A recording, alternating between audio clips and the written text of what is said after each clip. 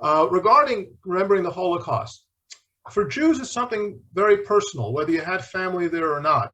It's something that affects Jews personally because it was an attempt to wipe out every Jew on earth. I mean, the plan was kill them all in Europe and the Middle East and North Africa during the war. Then you win the war. U.S., Canada, South America, Australia, they're next.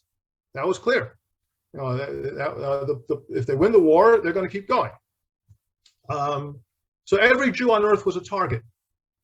And when Rabbi Yitzhak Greenberg came up with this concept, we should see ourselves as though we too are survivors, all of us, because if they had succeeded, none of us would be here.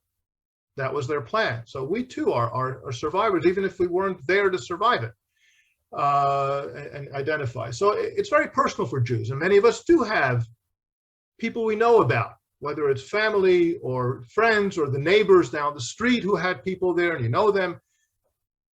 But there's also this universal thing. Jews are human beings.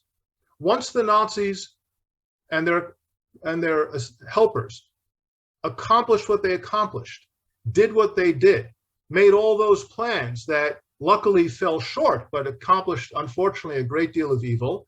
Once that's done, they've set a precedent. And a precedent means things can happen again. One of the things we say about the Holocaust and why it was so difficult for Jews themselves where it was happening to grasp what was going on, and why outside of that, why was it difficult for, say, Allied leaders to understand exactly what was going on? Not that they didn't have information, they did, but it's the Holocaust. That's what it is. It's because it was unprecedented.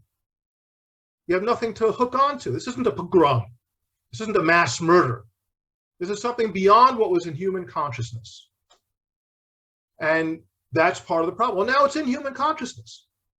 The watershed that we crossed as civilizations from before the Holocaust to after the Holocaust is a watershed where now a Holocaust is possible. It doesn't have to be Germans and Jews in the future. It could be anybody and anybody. And anybody who wants to do that to anybody else can look at the Nazis and say, okay, what did they do right? What did they do wrong? And I'm going to fix some of their mistakes. And then, as we say in Hebrew, oy vavoy, what's going to happen?